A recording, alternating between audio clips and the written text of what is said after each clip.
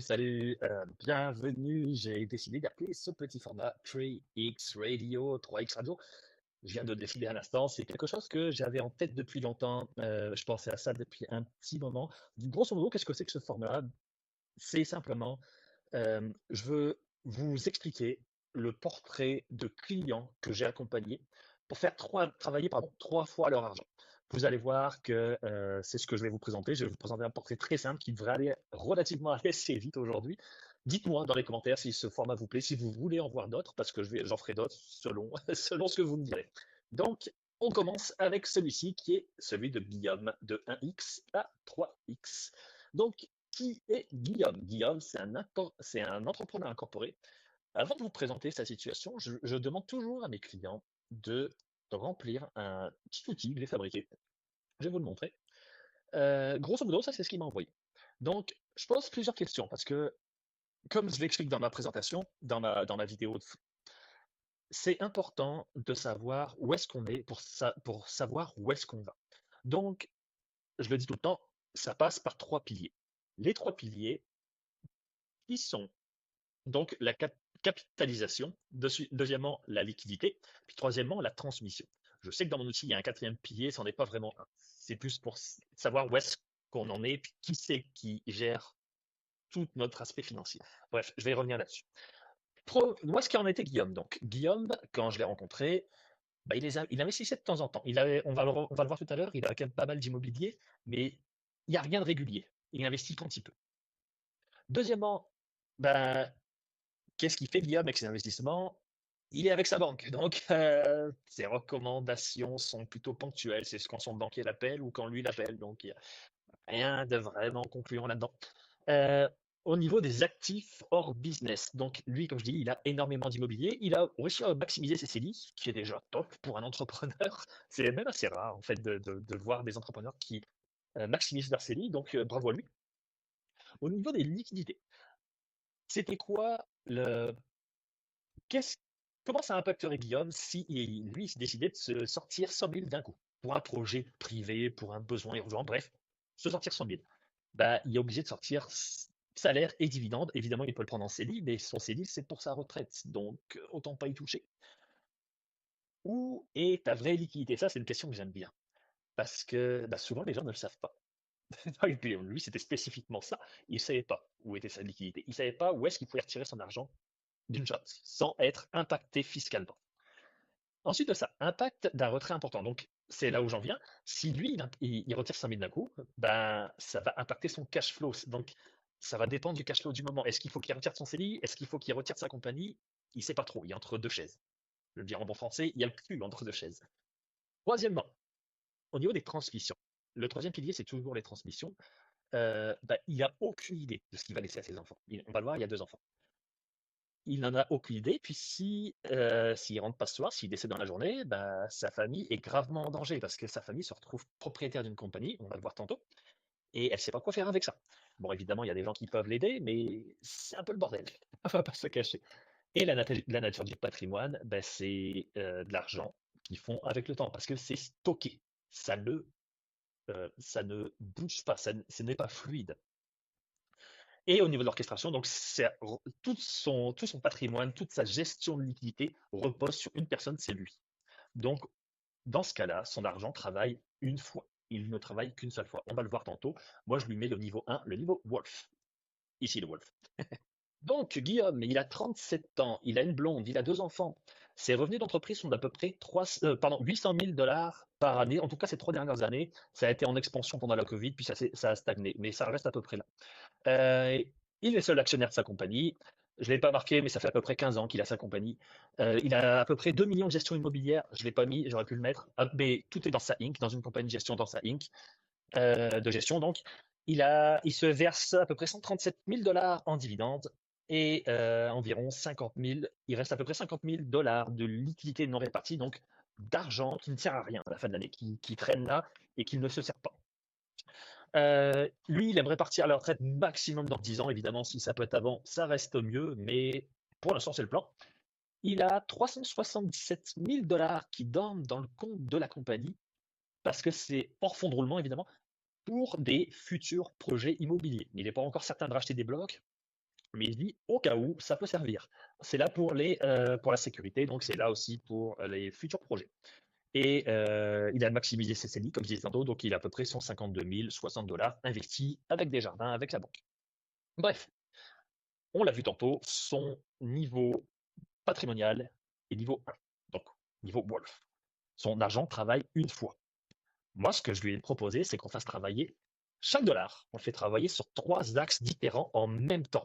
Tout est fluidifié, tout est structuré et tout est imbriqué l'un dans l'autre. Vous allez comprendre. Premier pilier, je parle toujours de capitalisation fiscale offensive. Premièrement, on transforme des surplus en actifs productifs. Deuxièmement, on utilise une enveloppe fiscale qui est avantageuse pour toi. On va le voir parce que ça rejoint directement le pilier 2. Et le point 3, lui aussi, il rejoint le deuxième pilier. Donc, on se sert des effets de levier pour emprunter. On y arrive. Là, je veux vraiment vous expliquer le pilier 1. Qu'est-ce qu'on a fait? Donc, lui, on l'a vu, il avait à peu près 50 000. Sur ce 50 000-là, on a pris juste 35 000. Qu'est-ce qu'on a fait avec ce 35 000? On a investi intelligemment pour le pilier 2 qu'il ne soit pas mangé par l'impôt. Je vais parler un petit peu comme ça pour pas qu'il soit mangé par l'impôt. La réponse arrive plus tard si tu te demandes ce que c'est exactement. Le 152 060 dollars, 60 dollars pardon, qu'il a en CELI, on le réinvestit parce que c'est pas efficient. Il avait un rendement d'à peu près 5% par année. On s'entend qu'il y a mieux, surtout qu'il prend sa retraite dans 10 ans. Donc, j'ai investi ça.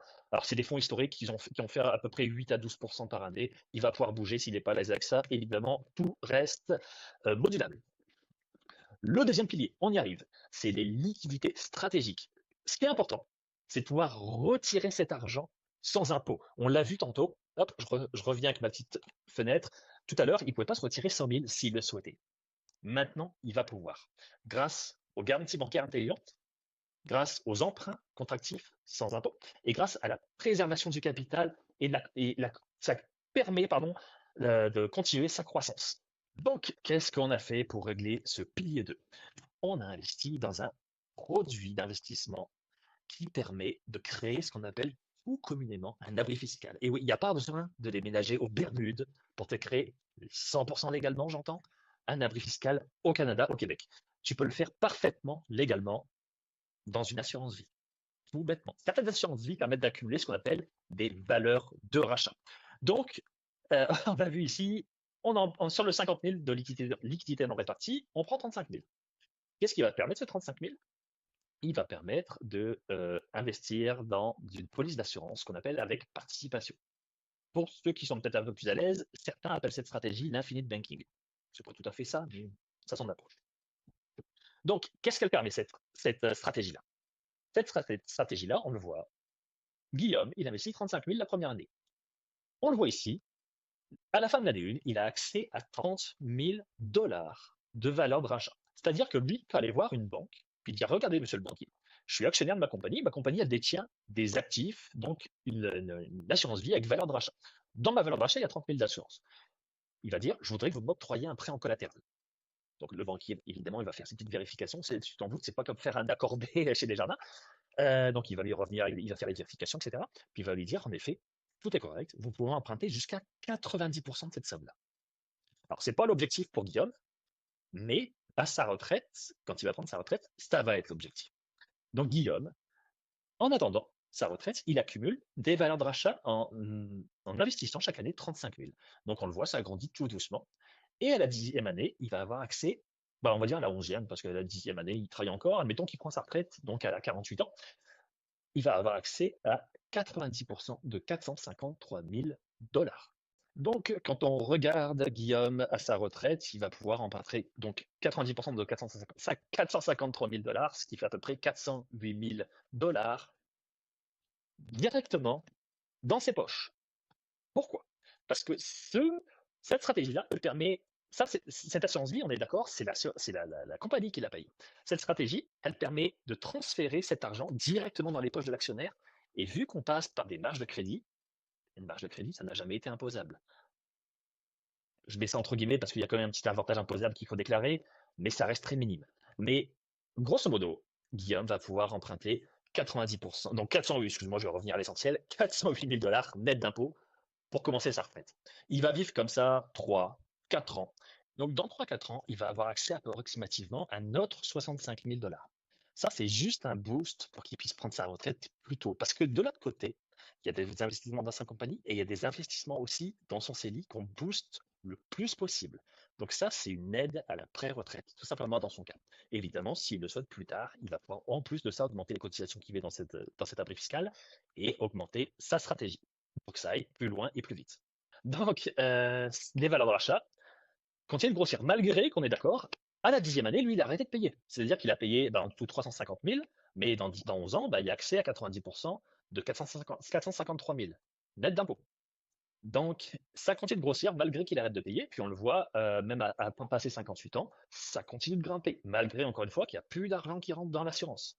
Et puis l'argent qu'il emprunte, il n'a pas besoin de le rembourser. Il peut rembourser juste les intérêts, il peut rembourser la totalité s'il le souhaite, mais ce n'est pas l'objectif, parce que l'objectif, c'est que tout va s'accumuler pour le pilier 3.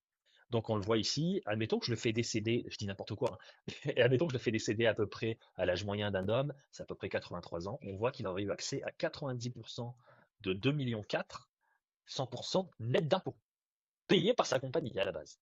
Donc c'était ça le pilier 2, dans son cas en tout cas. Dans son cas, il existe d'autres solutions, mais dans son cas, c'était le plus efficient. Pilier 3, je parle de transmission intacte, transmission immunisée. Immunisée contre quoi? Contre l'impôt. Donc ça passe évidemment par les garanties bancaires intelligentes, qui rejoint le pilier 2, par l'utilisation du compte de dividende en capital, le CDC, et troisièmement, la préservation du capital et de la croissance. On rejoint encore une fois le pilier 2, parce que quand il se retire de l'argent, vu qu'on passe via des emprunts, les intérêts composés continuent de faire leur magie dans l'investissement.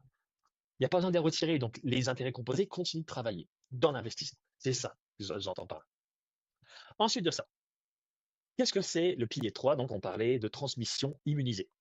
Je dis n'importe quoi, mais vu qu'on passe par une police d'assurance vie, ben, évidemment, l'objectif premier d'une assurance vie, c'est l'assurance vie, on s'entend. La stratégie, elle est secondaire quand on parle d'assurance. C'est un produit financier.